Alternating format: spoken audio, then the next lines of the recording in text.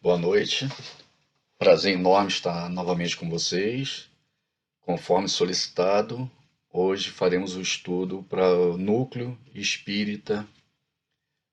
Estudos Espíritas Chico Xavier, no ANIL, e vamos falar hoje sobre Livro dos Espíritos e capítulo 5, Lei da Conservação, e o item específico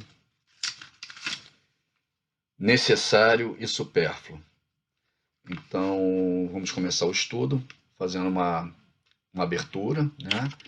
E em cima disso faremos uma prece e vamos trabalhar esse estudo. Então, do livro Vinha de Luz, de Emmanuel, Chico Xavier, Exortados a Batalhar. Amados, procurando eu escrever-vos com toda a diligência acerca da salvação comum, tive por necessidade dirigir-vos essa carta, exortando-vos a batalhar pela fé que uma vez foi dada aos santos. Evangelho de Judas. O cristianismo é campo imenso de vida espiritual a que o trabalhador é chamado para a sublime renovação. O sedento encontra nele as fontes de água viva, o faminto, os celeiros do eterno pão. Os cegos de entendimento nele recebem a visão do caminho. Os leprosos da alma, o alívio e a cura. Todos os viajores da vida, porém, são felicitados pelos recursos indispensáveis à jornada terrestre, com a finalidade de se erguerem, de fato, naquele que é a luz dos séculos. Desde então, restaurados em suas energias espirituais, são exortados a batalhar na grande causa do bem. Ninguém se engane, pois, na oficina generosa e ativa da fé. No serviço cristão, lembre-se, cada aprendiz de que não foi chamado a repousar, mas a peleja árdua, em que a demonstração do esforço individual é imperativo divino. Jesus iniciou no círculo das inteligências encarnadas o maior movimento de libertação do espírito humano, no primeiro dia da manjedoura. Não se equivoquem, pois, os que buscam o mestre dos mestres.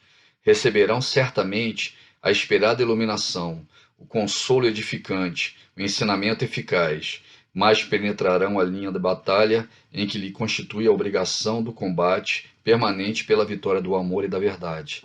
Na terra, através de ásperos testemunhos, porque todos nós, encarnados e desencarnados, oscilantes ainda entre a animalidade e a espiritualidade, entre o vale do homem e a culminância do Cristo, estamos constrangidos a batalhar até o definitivo triunfo sobre nós mesmos pela posse da vida imortal. Emmanuel, Vinha de Luz, Francisco Cândido Xavier. Pedimos a Deus, aos espíritos superiores, aos nossos mentores espirituais, pessoais, que nos dê força, que nos dê condição de trabalho, que continue nos apoiando, que continue investindo na nossa vida, na nossa encarnação, nas nossas possibilidades de trabalho, que o Espiritismo venha consolidar dentro das nossas almas e trazer o cristianismo na sua mais pura essência hoje no planeta. O Espiritismo é o verdadeiro cristianismo hoje representado dentro de uma religião no planeta. E nós tivemos o privilégio de ter a oportunidade dessa abençoada doutrina estar na nossa vida. Então vamos agradecer a Deus a essa oportunidade, a oportunidade de trabalho, a oportunidade do conhecimento e de estar mesmo na carne conhecendo os segredos do que é a vida espiritual, do que é a vida após a morte, do que é a verdadeira vida cristã. Então nós espíritas que temos essa oportunidade pedimos o amparo e o fortalecimento para que nós possamos aproveitar o máximo possível dessa doutrina maravilhosa para a nossa evolução espiritual. E que assim seja. Então vamos lá falar do Livro dos Espíritos. É sempre um prazer falar do Livro dos Espíritos, né? Nossa obra fundamental, né? De 1857. É a obra que Kardec traduz para nós, né? Que ditada pelos espíritos, e ele, como um grande pedagogo que era e educador, traduz em 1019 questões, né, perguntas e respostas, e é o início dessa doutrina maravilhosa que nós seguimos hoje, né? Que tem como base religião, filosofia e ciência.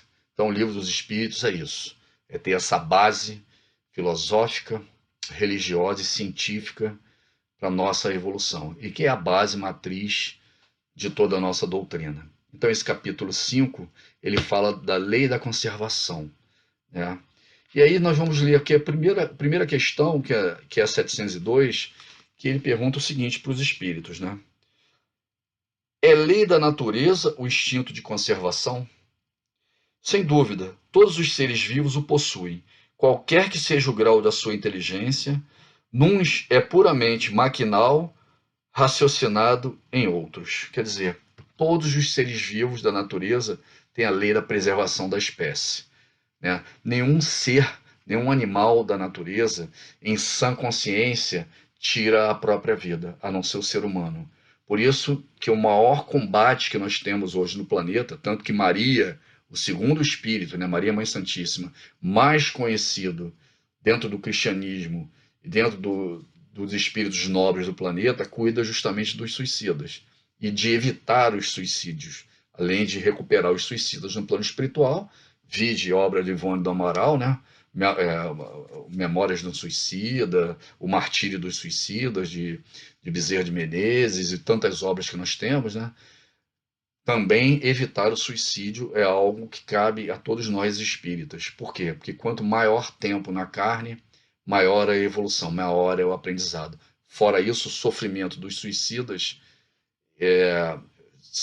cria problemas enormes tanto para o espírito quanto para os familiares e para as pessoas que estão ao redor desse espírito. Então é muito importante sempre estar lembrando e combatendo o suicídio. E essa lei de conservação é justamente para que o ser vivo, no momento de evolução dessa energia nos seres inferiores e do espírito em nós, fique o maior tempo possível na carne, quer dizer, lute para ficar aqui. Então, que a primeira pergunta, né, que é a 702, é instinto de conservação, se a lei de natureza o instinto de conservação. E ele diz que sim. E alguns instintos e alguns espíritos ainda muito primários vêm, né, com a carga genética ou pelos instintos primários criados por essa carga, e outros através do raciocínio.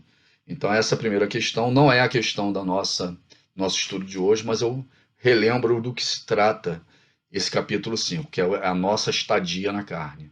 É como nós evoluímos na carne. Então, indo já direto para a questão que nos cabe, que é a questão necessário e supérfluo. Então, nós vamos ler aqui, começa na 715. E ele pergunta: como pode o homem conhecer o limite do necessário? Aquele que é ponderado o conhece por intuição.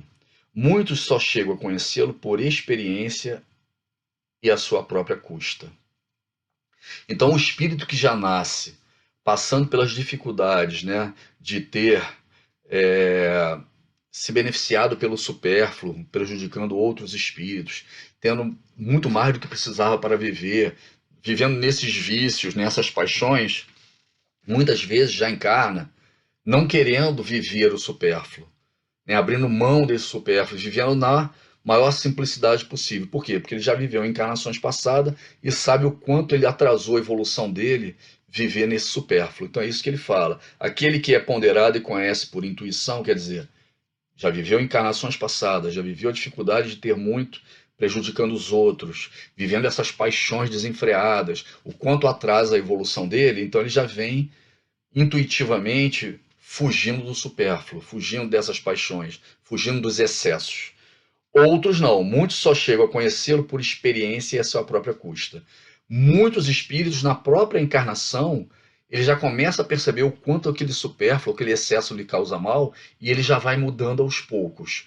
Outros, nas estradas de Damasco, né, nas dores, nas dificuldades. Outros, com a experiência dos outros, vendo, né, o quanto essas pessoas se perdem, esses espíritos perdem tempo, etc.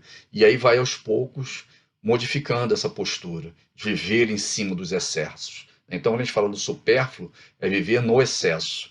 Então, a primeira questão, 715, ele fala isso. Alguns já trazem intuitivamente, outros mudam na própria encarnação, outros continuam até o final, desencarnam com essa dificuldade, vão sofrer para recuperar e vão pedir uma encarnação em que eles não tenham acesso a esses excessos, a esse supérfluo. E é assim que a gente vai evoluindo cada vez mais. Mediante a organização que nos deu, não traçou a natureza o limite das nossas necessidades? Olha que pergunta interessante. Ele nem fala em Deus, ele fala na natureza e naquilo que nós vamos usufruir dessa natureza. Será que a natureza já não traça o limite das nossas necessidades? Isso Kardec pergunta. E a resposta, sem dúvida, mas o homem é insaciável. Por meio da organização que lhe deu, a natureza lhe traçou o limite das necessidades. Porém, os vícios lhe alteraram a constituição e lhe criaram necessidades que não são reais. Quer dizer, o que nos cabe em cada encarnação? Uma programação reencarnatória. E essa programação reencarnatória passa por uma série de fatores, né? Receber os inimigos, reconciliar com aquele que nós prejudicamos, reconciliar com o meio ambiente que muitas vezes nós prejudicamos, aceitar as condições que nós recebemos genéticas para viver, masculinas, femininas, né? Biotipos, fragilidades, fortalezas genéticas, quer dizer, essas condições todas que nós recebemos ao momento de encarnar, tanto as orgânicas trazidas, né, pelos códigos genéticos, né, de papai e mamãe, gametas masculinos e femininos que vão definir a nossa constituição genética, quanto a do meio que estava aqui. Então, o meio ambiente que estava aqui é onde você nasceu, a família que você estava, as condições financeiras dessa família, da cidade que você mora, as dificuldades do ambiente, né, as doenças que você vai ter acesso ou não, que você vai ter que conviver. Então, tudo isso que está no teu meio ambiente e fora as cargas genéticas que você recebe, cria um meio para você evoluir dentro das forças morais que você precisa desenvolver, que é a terceira força, que é a espiritual. O que você precisa para que essas coisas, que você consiga passar por essas provas e essas expiações, aprender essas lições, exercitar essas lições para ver se você realmente aprendeu e tomar as decisões certas? Isso é o necessário. Isso é o necessário para a sua vida. Ah, eu tenho necessidade de muito mais do que o outro porque eu tenho 20 filhos adotivos ou tive 10 filhos na minha família. É o necessário para criar com o mínimo de conforto e condição de aprendizado aquela família. Então a natureza realmente ela traça o que é necessário para cada um de nós para exercer as condições que nós programamos antes de encarnar. E essas condições são diferentes. Quem mora no interior tem uma condição, quem tem muitos filhos tem outra condição. Quem é um empresário que vai desenvolver uma empresa para dar emprego para milhares ou milhões de pessoas tem uma outra condição. Então, cada um que tem a sua programação reencarnatória e as suas responsabilidades tem necessidades diferentes um do outro. Agora, todos nós, segundo o próprio Kardec e os espíritos, acabamos desenvolvendo uma necessidade de mais do que precisaríamos para exercer aquela função de provas e expiações, enquanto outros espíritos não têm nenhum mínimo para a sobrevivência. Às vezes, por falta de habilidade para viver ainda no mundo, né? Espíritos muito jovens, às vezes por desinteresse, às vezes por um problema físico, às vezes por um problema genético, né? Às vezes por um problema familiar que desestruturou, ou uma herança cultural muito complicada, quando você está falando, por exemplo, de escravidão, né? De heranças seculares que nós temos. E o que nós precisamos fazer? Ter a noção exata de que o nosso supérfluo ou os nossas possibilidades, seja quais forem, precisam ser divididas para que esses irmãos consigam evoluir também e aproveitar ao máximo a condição que ele vai ter de provas e expiações em cada uma das encarnações. É isso que o Espírito responde. Questão 717. Que se há de pensar dos que assambarcaram os bens da terra para se proporcionarem o supérfluo, com prejuízo daqueles a quem falta o necessário? Então, aqueles que querem muito, que têm muito, que vivem nas paixões, no supérfluo, no desperdício, muitas vezes, o que pensar desses? E aí o Espírito responde: ouvidam a lei de Deus, quer dizer, são contra a lei de Deus, e terão que responder pelas privações que houverem causado aos outros, principalmente. Então, os Espíritos, eles sempre respondem, vocês vão perceber, que você precisa ter condições mínimas para cumprir aquelas provas e expiações que você se comprometeu, de estar o maior tempo possível na carne, cumprir aquele fluido vital que você recebeu no momento que você encarna e ter essas condições saudáveis, né? Essas condições de você viver e ajudar as pessoas que estão ao seu redor, estudar, trabalhar, se desenvolver, né? Ter segurança, para que você cumpra aquilo que foi compromissado com você, seu mentor e o plano espiritual antes de você encarnar. Só que outros espíritos também têm necessidade. E se você acumula demais, se você tem muito para você e vive desse supérfluo, vai faltar para o outro. Então a preocupação dos espíritos é sempre em cima disso. O quanto você está usando esses bens ou essas possibilidades, né? Ou essas condições que você recebe aqui na vida, a gente vai ver que não estamos falando só de bens financeiros, em detrimento dos outros. A preocupação é sempre essa, que tenha o suficiente para que todos que estão encarnados, dentro das suas características, das suas dificuldades, das suas possibilidades, vivenciarem da melhor forma possível todo o tempo aqui encarnado para desenvolver aquilo que foi proposto na sua programação reencarnatória, antes de você nascer. Então, aí vem aqui uma nota, né, colocada pelo redator, né, pelo nada tem de absoluto o limite entre o necessário e o supérfluo. A civilização criou necessidades que o selvagem desconhece e os espíritos que ditaram os preceitos acima não pretendem que o homem civilizado deva viver como selvagem. Tudo é relativo, cabendo a razão regrar as coisas. A civilização desenvolve o senso moral, ao mesmo tempo, o sentimento de caridade que leva os homens a se prestarem mútuos apoio.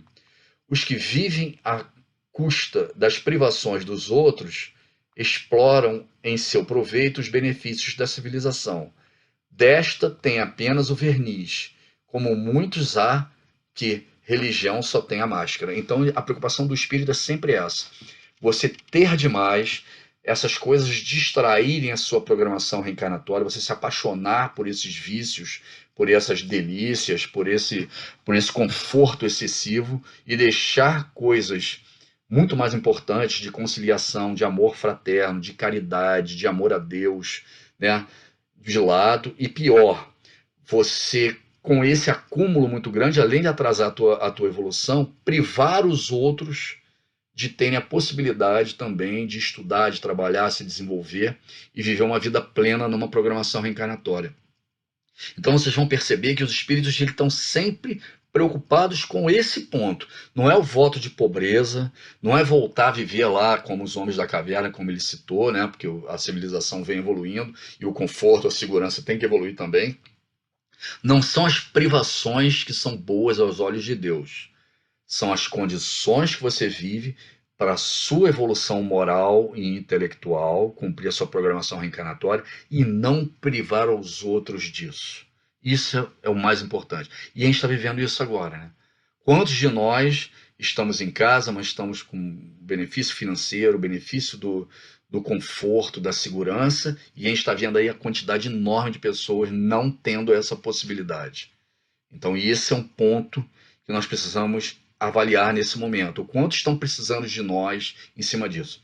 E aí, o outro lado da moeda, né? Quantos estão saudáveis, né? São jovens, ou né, já tiveram a doença, ou já estão vacinados, e continuam na rua criando insegurança, quer dizer, tem o benefício da saúde, né, da força, vitalidade, e acabam por essas aglomerações, por uma série de circunstâncias, trazendo a doença e infectando outras pessoas que não têm, que têm comorbidade, ou que têm uma idade mais avançada, ou que não têm condição de encarar uma doença como essa como uma pessoa que tem a vitalidade, que tem a saúde, ou que imagina que tem. Então, não é só o dinheiro que a gente está falando aqui, né? Os espíritos não falam só de dinheiro. Falam de todas aquelas coisas que você tem um benefício e você acaba abusando dele em detrimento de outros, né? O cara que é muito saudável, jovem, sai e traz o vírus e infecta uma pessoa que estava dentro de casa ou no prédio dele, que tem uma comorbidade, ou um é mais velho, ou está mais suscetível dentro do grupo de risco, é a mesma coisa. Por quê? Porque ele tem o benefício da saúde, o benefício da vitalidade e acaba trazendo e gerando um problema em detrimento de outros. Igual a riqueza, igual, né, o poder. Então, o que a gente está falando aqui não é só de dinheiro, é tudo aquilo que você tem mais do que os outros, acumula mais do que os outros e acaba utilizando ele em detrimento do próximo, do outro, ou do planeta, ou da sua família, ou mesmo distraindo a sua vida, né? Às vezes você fica preso a esses bens materiais, a esses confortos, a esses vícios, né? Os vícios da droga, os vícios de acumuladores, de ter tudo dentro de casa, e você perde a possibilidade de evoluir moralmente, de evoluir como espírito. Então, essa é a questão 717. A partir de agora, já são privações voluntárias e mortificações. Não estava no meu tema, mas eu recebi aqui pelo WhatsApp que essas questões também deveriam ser abordadas. Então, vamos conversar sobre elas. A gente ainda tem tempo, inclusive, para falar sobre outras condições que vão acontecer também. Nós, quando falamos das privações voluntárias e mortificações, é muito importante para a gente compreender, porque muitas religiões no mundo tratam esses temas do autoflagelo, das privações, né, como coisa muito nobre aos olhos de Deus, né? E o Espiritismo ele não trata dessa forma. Ele acha que qualquer coisa que você faça em detrimento seu, ou do outro, ou do planeta, e que não tem uma justa causa, uma causa fundamental de evolução, um motivo, né, saudável para aquilo, não faz sentido. Então, às vezes, para nós espíritas, parecem questões até sem muito nexo. Não, mas muitas religiões tratam esse tema como temas muito nobre, né, de autoflagelos, etc. Por isso que existem essas questões no livro. E nós vamos lê-la rapidamente. 718, 718, né? A lei de conservação obriga o homem a prover as necessidades do corpo? Sim, porque sem força e saúde impossível é o trabalho. Então, a lei de conservação exige que você cuide da saúde do seu corpo, da higiene do seu corpo, das condições para que você consiga trabalhar e estudar e se desenvolver. Primeira questão muito simples. 719.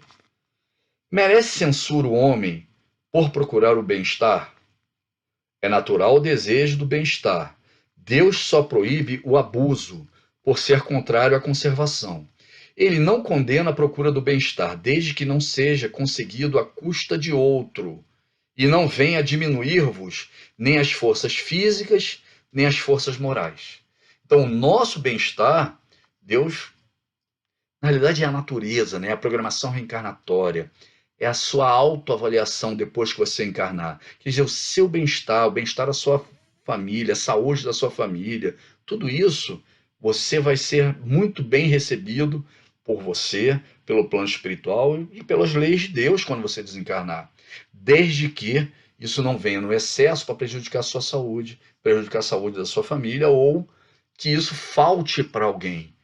Não é isso? Ah, eu vou reservar uma ala inteira de um hospital para mim, para dar um exemplo agora, porque a minha família pode ter um problema, né, relacionado à Covid, à doença, então eu já vou deixar esses leitos todos aqui reservados para mim, porque eu tenho muito dinheiro e ninguém vai utilizar. Não faz o menor sentido, né? Outras pessoas estão precisando, a sua família está saudável nesse momento, você nem sabe se vai acontecer. É um bom exemplo de recursos que você acaba. Ah, eu estou jovem, estou saudável, ainda não estou na faixa para vacinação, mas eu vou comprar essa vacina por fora e vou tomar antes de pessoas, né, que precisam estar na minha frente, que estão trabalhando em hospitais, ou que são mais idosos, ou que têm comorbidade. É esse tipo de coisa.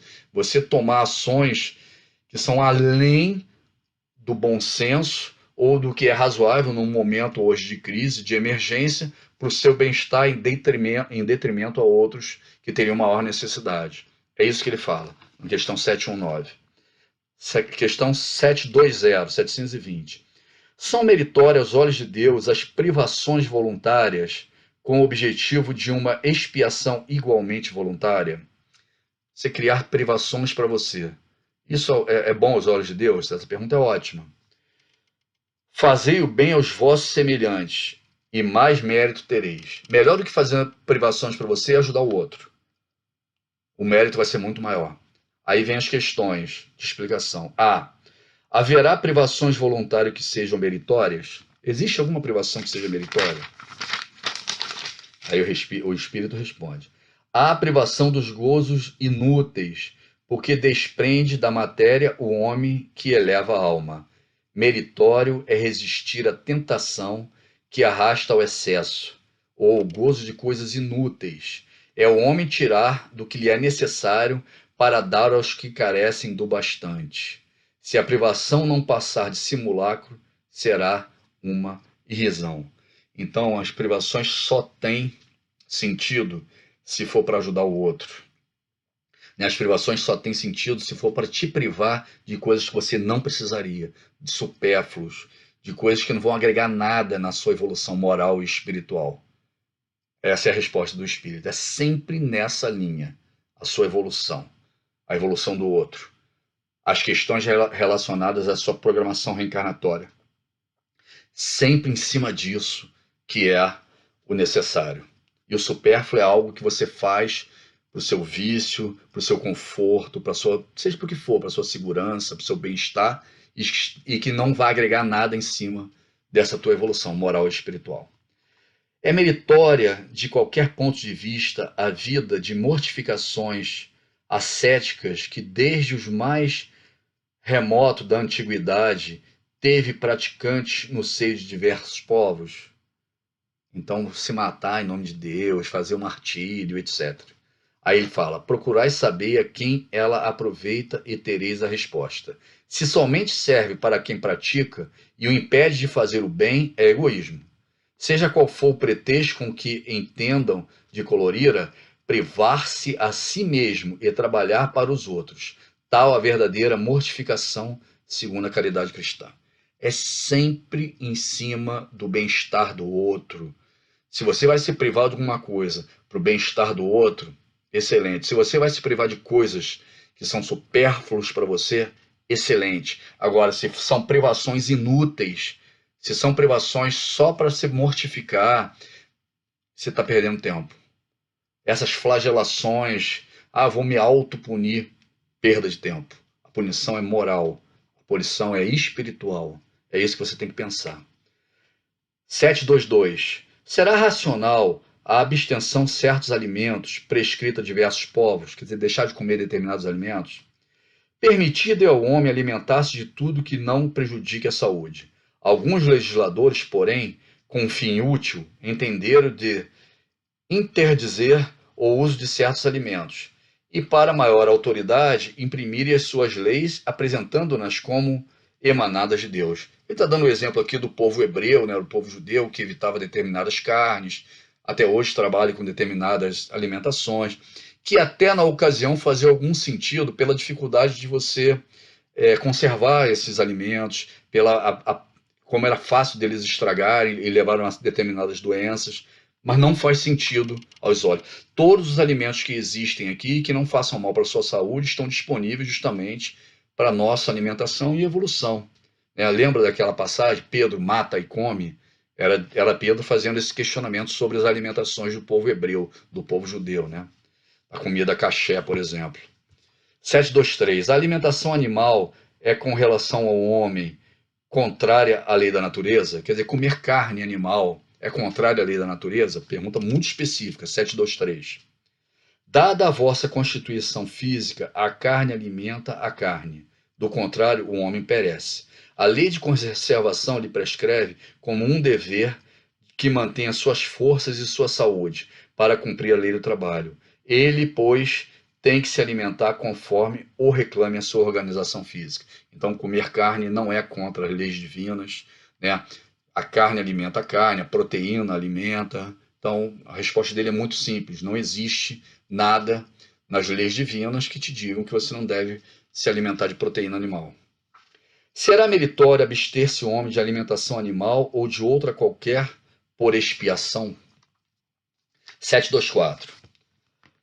Sim, se praticar essa privação em benefício dos outros, sim. Aos olhos de Deus, porém, só há mortificação havendo privação séria e útil. Por isso é que qualificamos de hipócritas os que apenas aparentemente se privam de alguma coisa. Quer dizer, se você deixar de comer alguma coisa em benefício dos outros, em benefício até dos animais, em benefício de alguma coisa que está em extinção, que não faria sentido, ou de um sofrimento muito grande, existem animais, né, existem determinados alimentos que são saborosos e iguarias que vivem através do sofrimento de animais, né? O patê do fígado do pato, é, carnes de novilhos, né, de animais muito jovens, ficam confinados. Então, o que ele fala aqui nessa questão é isso. Se você deixa de consumir esses alimentos em benefícios do não sofrimento desses animais, da preservação de uma espécie, é super meritório, mas que tem algum fim útil. Sempre você tem que avaliar se tem algum fim útil. Que pode ser a sua saúde, a saúde do outro, o benefício da conservação de uma espécie, do não sofrimento de um animal, porque a forma de você obter aquele alimento é muito cruel. Esse tipo de posição que essa questão traz, da 724. 725. Que se deve pensar das mutilações operadas no corpo do homem ou dos animais? A que propósito semelhante questão? O Espírito pergunta. Ainda uma vez, inquiri sempre vós mesmos se é útil aquilo de que porventura se trate. A Deus não pode agradar o que seja inútil. O que for nocível lhe será sempre desagradável. Por quê? Ficais sabendo, Deus só é sensível aos sentimentos que elevam para ele a alma. Obedecendo-lhes a lei e não violando, é que podereis forrar-vos o jugo da vossa matéria terrestre. O que importa para Deus é a sua intenção, é o seu sentimento, é o porquê você faz aquilo ou porquê você não faz aquilo. Então esse negócio de se mutilar, né, de se degradar, só se tiver um motivo de evolução espiritual, um sentimento por trás daquilo. Então ele corta qualquer coisa que seja meio fora do bom senso, uma loucura, um desequilíbrio. E a gente vê as pessoas se cortando, querendo passar pelas chagas que o Cristo passou. Nada disso tem valor nenhum ao momento do desencarne, ao momento que você cai em si, ou que o plano espiritual espera de você. 726. Visto que os sofrimentos desse mundo nos elevam, se os suportarmos devidamente, dar-se-á também nos elevam os que nós mesmos nos criamos? Olha que pergunta interessante. Os sofrimentos naturais são os únicos que elevam, porque vêm de Deus. Os sofrimentos que acontecem, que você nasceu com ele e que porventura vêm, são as provas e as expiações que você passa. Você criar um sofrimento que não deveria existir, seja psicológico, né, seja físico, não serve para nada. Né? Você está criando sofrimentos que você não deveria passar. Não eram provas nem expiações que você deveria passar. Os sofrimentos voluntários de nada servem quando não concorre para o bem do outro. A não ser que seja um sofrimento de um trabalho que você vai fazer muito forte, né? De uma privação em bem-estar do outro. Se não for isso, não faz o menor sentido. Né? Supõe-se que se adiantam no caminho do progresso os que abreviam a vida mediante a rigores sobre-humanos, como fazem os bonzos, os faquires e alguns fanáticos de muitas seitas. Por que, de preferência, não trabalham pelo bem dos seus semelhantes? Ao invés de ficar fazendo esses sofrimentos voluntários, trabalha para o bem do seu semelhante. Usa essa energia, essa sua capacidade de absorver esse sofrimento, de aguentar esse sofrimento, para o bem do outro. Vistam o indigente, console o que chora, trabalhe pelo que está enfermo, sofram privações para o alívio dos infelizes, e então suas vidas serão úteis e, portanto, agradáveis a Deus. Sofrer alguém voluntariamente apenas pelo seu próprio bem é egoísmo. Sofrer pelos outros é caridade. Todos os preceitos de Cristo. O tempo todo o Espírito está falando que você não deve perder tempo com esses sofrimentos voluntários. O teu sacrifício tem que ser para o bem-estar do outro, para o bem-estar da sua família, o bem-estar do ambiente. É isso que é nobre. E não sofrimentos voluntários, que não estão nem na sua programação reencarnatória. 727. Uma vez que não devemos criar sofrimentos voluntários, que nenhuma utilidade tenham para o trem, deveremos cuidar de preservar-nos dos que prevejamos prevejamos ou nos ameacem?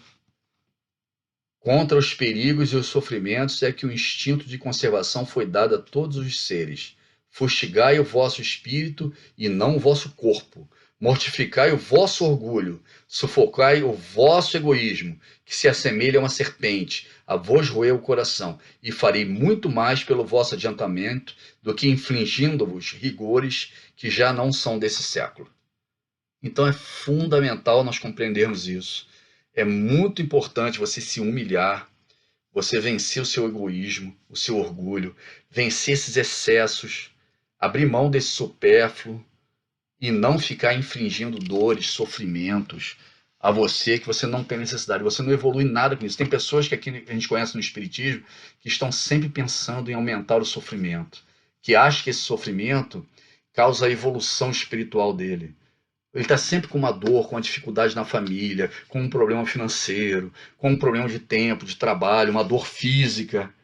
E ele sempre acha que isso está edificando o espírito dele, a evolução dele. Lê do engano. É melhor que ele esteja saudável, 100% saudável, e trabalhando para o bem-estar do outro, trabalhando para o bem-estar da casa espírita. Deus não quer que ninguém encarne para sofrer. A verdade é essa.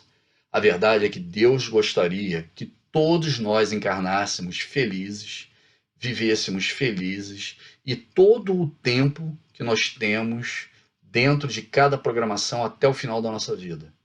Por que eu digo isso? Porque pelas obras de André Luiz nós percebemos que os espíritos que melhor aproveitam a encarnação do momento que nasce, que é fecundado, até o momento que vai desencarnar, são os completistas.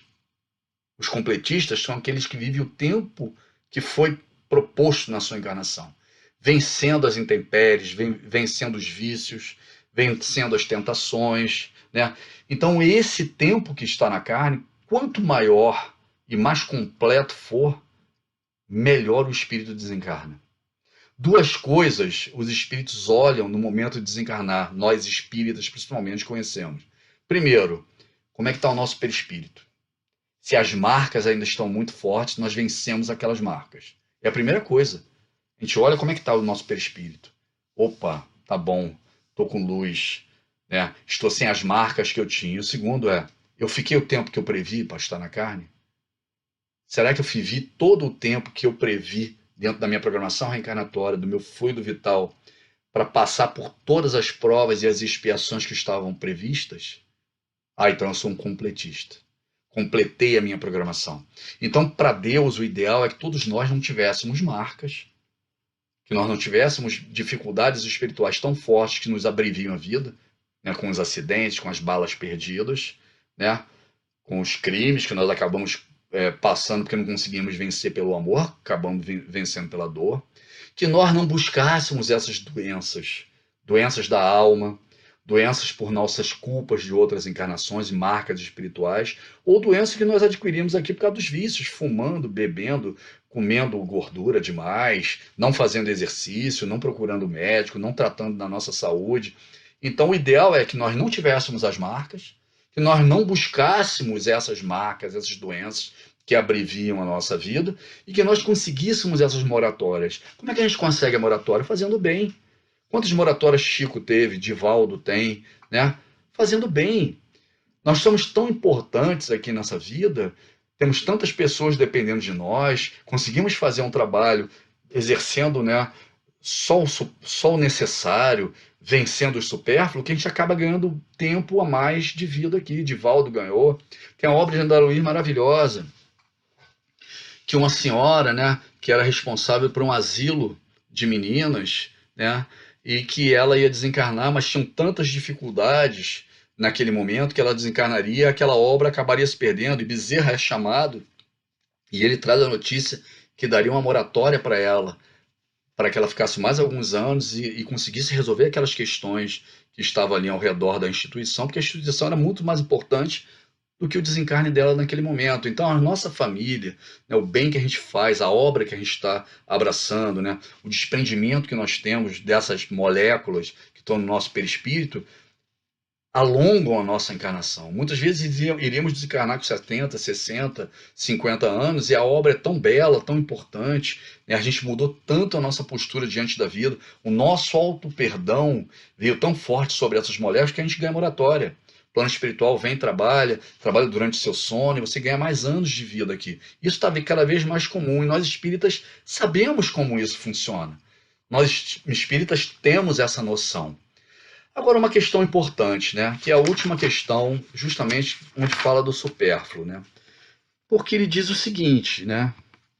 Quando ele fala do supérfluo, necessário e o supérfluo, ele diz: nada tem de absoluto o limite entre o necessário e o supérfluo. Quer dizer, não existe uma linha exata entre o necessário e o supérfluo. A civilização criou necessidades que o selvagem desconhece. E os espíritos que ditaram os preceitos acima não pretendem que o homem civilizado deva viver como selvagem. Quer dizer, o que era necessário na época dos homens da caverna é diferente do que é necessário agora.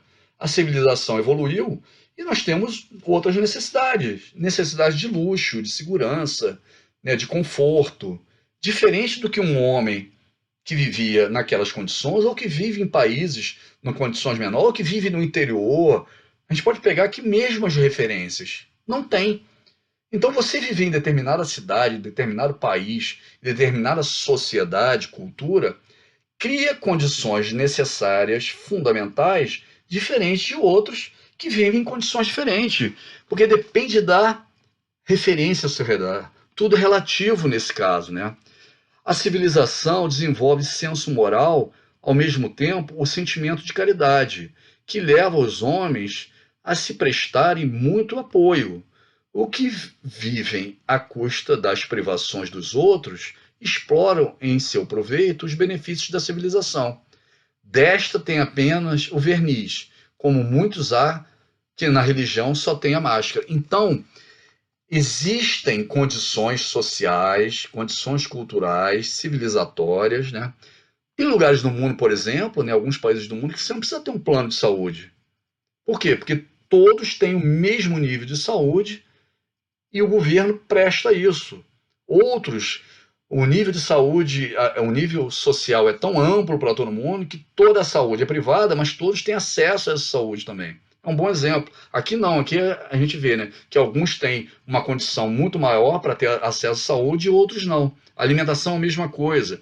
Educação, né? A maioria dos países desenvolvidos no mundo, a educação básica, elementar, ela é na mão do Estado. Ela é básica da mão do Estado. Os Estados Unidos é assim, por exemplo. Por quê?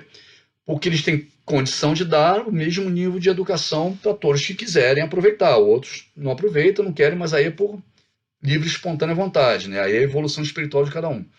Então você vê que o supérfluo, né, e o necessário depende de onde você está. Depende do grau civilizatório, depende da cultura, das propriedades daquele país, daquela civilização, daquilo que você está vivendo. O que é supérfluo para uns pode ser o necessário básico para outros, e vice-versa.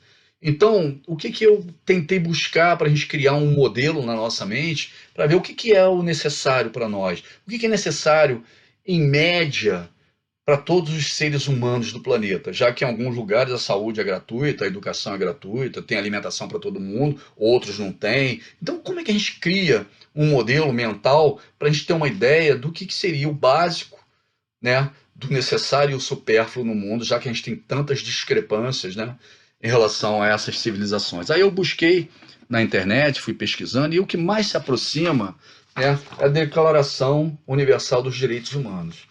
A Declaração Universal dos Direitos Humanos, né, que é assinada por todos os países grandes, a maioria dos países do planeta, é a declaração do que é o necessário para um ser humano ter uma vida digna no planeta. Então, isso é um bom exemplo para nós seguirmos, como uma base para a gente entender o que é necessário e o que pode ser supérfluo, dependendo em que lugar você está. São 30 artigos. Talvez eu não consiga ler todos, vou ler alguns para vocês terem uma ideia, mas todo mundo pode buscar na internet, é só bater lá, Declaração Universal dos Direitos Humanos. Artigo 1. Todos os seres humanos nascem livres e iguais em dignidade e direitos. São dotados de razão e consciência e devem agir em relação uns aos outros com espírito de fraternidade. Artigo 2. Todo ser humano tem capacidade para gozar os direitos e as liberdades estabelecidas nessa declaração, sem distinção de qualquer espécie, seja de raça, cor, sexo, língua, religião, opinião política ou de outra natureza, origem nacional ou social, riqueza, nascimento ou qualquer outra condição. Não será também feita nenhuma distinção fundada na condição política, jurídica ou internacional do país ou território a que pertence uma pessoa, que se trate de um território independente, sob tutela, sem governo próprio, quer sujeito a qualquer outra limitação de soberania. Então você vê que a gente já está falando aqui de coisas que não são só alimentos, roupas, dinheiro, a gente está falando aqui de justiça, de direitos civis, né? Todo ser humano tem direito à vida, à liberdade e à segurança pessoal. Olha que interessante, o artigo 3. Artigo 4. Ninguém será mantido em escravidão ou servidão. A escravidão e o tráfico de escravos serão proibidos em todas as suas formas. Há 150 anos atrás não se falava nisso, existia escravidão. Então a gente vê como as coisas vão evoluindo, né? Artigo 5. Ninguém será submetido à tortura, nem a tratamento ou castigo cruel, desumano ou degradante. Apesar de ainda existir, teoricamente, na Declaração Universal de Direitos Humanos, ninguém deveria ser submetido. Artigo 6. Todo ser humano tem o direito de ser, em todos os lugares, reconhecido como pessoa perante a lei. Aqui já é de justiça. Artigo 7. Todos serão iguais perante a lei e têm direito, sem qualquer distinção, à igual proteção da lei. Todos têm direito à igual proteção contra qualquer discriminação que viole a presente declaração e contra qualquer incitamento a tal discriminação. Oitavo, todo ser humano tem direito a receber dos tribunais nacionais competentes remédio efetivo para os atos que violem os direitos fundamentais que lhes sejam reconhecidos pela Constituição ou pela lei. Artigo 9. Ninguém será arbitrariamente preso, detido ou exilado. Olha quantos artigos sobre justiça.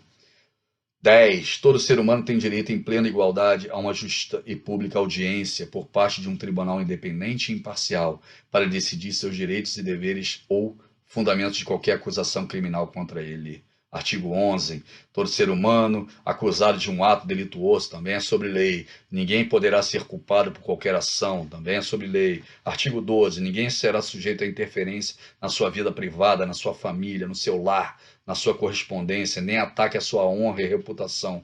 Todo ser humano tem o direito à proteção da lei contra tais interferências ou ataque. Direito da lei. Todo ser humano tem direito à liberdade de locomoção e residência dentro das fronteiras do Estado. Todo ser humano tem o direito de deixar qualquer país, inclusive o próprio, e a esse regressar. 14. Todo ser humano vítima de perseguição tem o direito de procurar de gozar asilo em outros países. Muito interessante. Todo ser humano tem o direito a uma nacionalidade. Ninguém será arbitrariamente privado da sua nacionalidade. Coisas tão básicas que a gente ainda vê acontecendo. Todo ser humano tem direito à propriedade, só ou em sociedade com outros. Ninguém será arbitrariamente privado da sua propriedade. Muita coisa interessante. Todo ser humano tem direito à liberdade, à reunião, associação pacífica, como nós estamos fazendo. Ninguém pode ser obrigado a fazer parte de uma associação.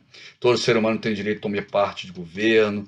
Todo ser humano tem membro da sociedade. Muitos artigos. Um que eu gosto muito é o 24. Todo ser humano tem direito a repouso e lazer, inclusive a limitação razoável das horas de trabalho e as férias remuneradas periódicas. Direito universal em relação ao trabalho. Artigo 26. Tem até a música do Ednardo sobre isso. Todo ser humano tem direito à instrução. A instrução será gratuita, pelo menos nos graus elementares e fundamentais. A instrução elementar será obrigatória. A instrução técnico-profissional será acessível a todos, bem como a instrução superior, essa baseada no mérito. A instrução será orientada no sentido do pleno desenvolvimento da personalidade humana e do fortalecimento do respeito pelos direitos do ser humano e pelas liberdades fundamentais. A instrução promoverá a compreensão, a tolerância e a amizade entre todas as nações e grupos raciais ou religiosos e coadjuvará as atividades das Nações Unidas em prol da manutenção da paz. Olha quanta coisa legal tem na Declaração Universal dos Direitos Humanos. Artigo 30, porque o tempo está acabando. Nenhuma disposição da presente declaração pode ser interpretada como reconhecimento a qualquer Estado, grupo ou pessoa do direito de exercer qualquer atividade ou praticar qualquer ato destinado à destruição de quaisquer direitos e liberdade aqui estabelecidos. Aqui são os direitos básicos, as necessidades básicas de um ser humano que estão totalmente em linha em tudo que a gente leu até agora, para nós vivermos em plenitude uma encarnação, vivendo a nossa programação reencarnatória da melhor forma possível. Cheguei ao tempo previsto, queria agradecer a todos aí por esse tempo junto com vocês, mais uma vez, mais uma conversa que a gente vai acabar tendo fisicamente, pessoalmente, eu espero até o final desse ano. E agradecemos a Deus, a Jesus, por ter acesso a essa doutrina maravilhosa, por ter acesso, né, a essas lições de cidadania que a maioria das pessoas não tem, por exemplo, que é o Espiritismo, que é a nossa doutrina. Existe cidadania maior, universal, do que o Livro dos Espíritos. É a obra máxima, básica, fundamental de cidadania, que tem o mesmo peso em qualquer lugar no universo. O Livro dos Espíritos é a obra basilar e que vai ser usada no futuro, com certeza, por toda a humanidade, para a nossa evolução moral e intelectual aqui no planeta. O Livro dos Espíritos é desvendar, né? É tirar o véu que cobre a nossa cegueira, essa cegueira política, social, cultural que ainda nos leva às trevas que nós vivemos no planeta. Vivenciamos em mais uma semana da Páscoa, que é o renascimento, que é o ressurgimento do Cristo dentro de todos nós. E vamos ler o Livro dos Espíritos, peguem essas questões que eu conversei com vocês agora, leiam elas no detalhe, baixem na internet a Declaração Universal dos Direitos Humanos. Eu acho que isso aqui deveria estar dentro da bolsa de todos os seres humanos no planeta, cada um na sua língua, e no momento que nós vivenciássemos qualquer injustiça, né, qualquer falta de possibilidade de atuação, buscar essa constituição universal que é do planeta Terra e mostrar quais são os direitos básicos de todos nós como seres humanos no planeta e que ainda não são respeitados como deveríamos. Então agradecemos ao Pai, a Jesus, a Allan Kardec, a todos os grandes espíritos que passaram, trazendo toda essa mensagem maravilhosa e que a cidadania universal esteja presente nas nossas vidas. E que assim seja, graças a Deus, e obrigado e boa noite a todos.